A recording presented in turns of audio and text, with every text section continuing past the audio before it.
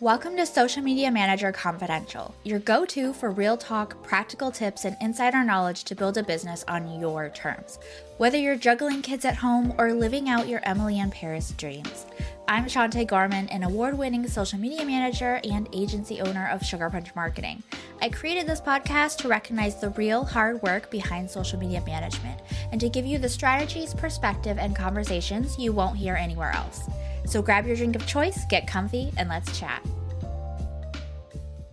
Hey there, welcome back to another episode of Social Media Manager Confidential. We're talking about something a little controversial today. Whenever I post about it, people either love it or absolutely hate it. And it's springtime outside, so if you hear the birds singing, you're welcome. You get extra ambiance today. If content pillars worked, you wouldn't still be stuck. You're posting consistently, following the 3 to 5 content pillars rule, but your content still isn't leading to clients. And it's like running on a treadmill. You're putting in effort, but you're not actually moving forward. Now, if this sounds familiar, it's because most content strategies focus on topics instead of results. And that's what the real issue is. Your content should do more than just keep you visible. It should actually move people closer to working with you. And if it's not, then yeah, your content strategy is broken. So today I'm breaking down why those content pillars are keeping you stuck, the shift that will change everything about your content strategy. And then we'll do a quick audit to see if your posts are working or if they're really just filling up space on your feed. So by the end of this episode, you'll know exactly what's missing in your content and how to fix it. Let's dive in. Okay, most people think content pillars are the answer to a solid strategy, and I get why. It's because that's what we were all taught.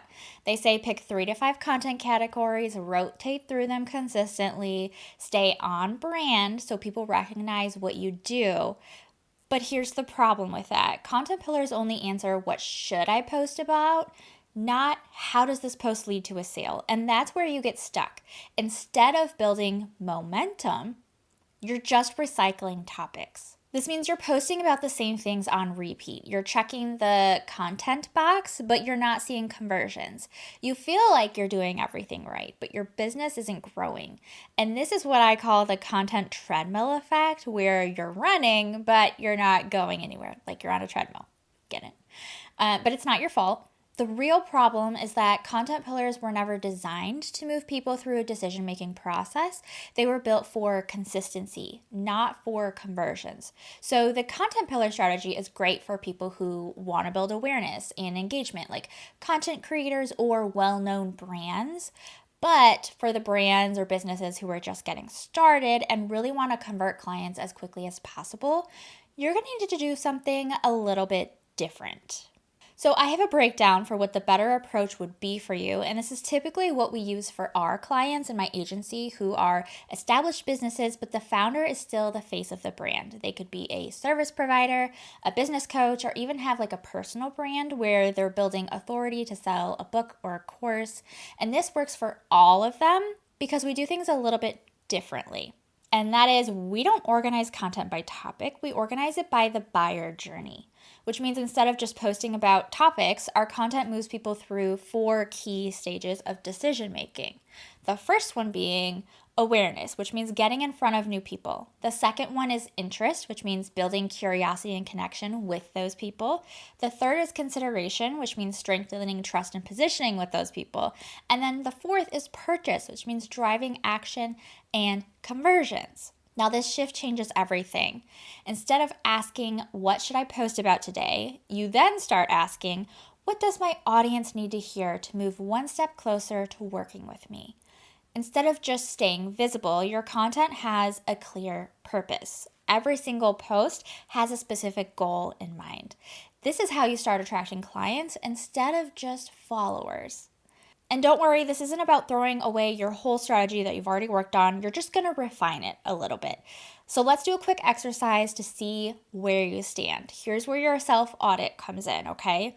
So what I want you to do is to take a look at your last 10 posts, whatever platform your chosen platform is. Label each one with one of these categories. What was the purpose of this? Was it building awareness, interest, consideration, or purchase? And if you're not sure, try to remember what your goal was for posting that piece of content.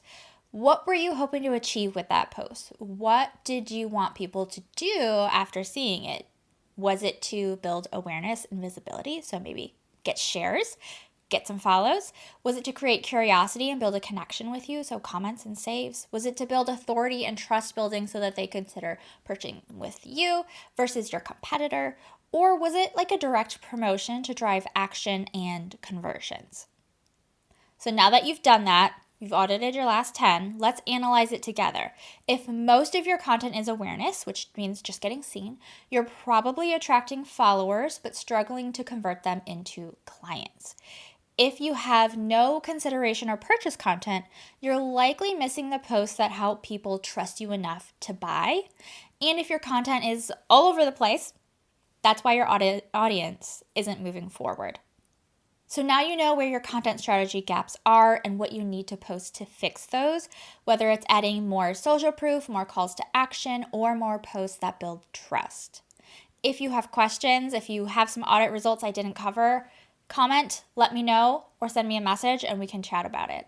And I'm not done talking about this, so next time I'm walking you through exactly how to structure your content by buyer psychology, so every post moves people closer to converting with you.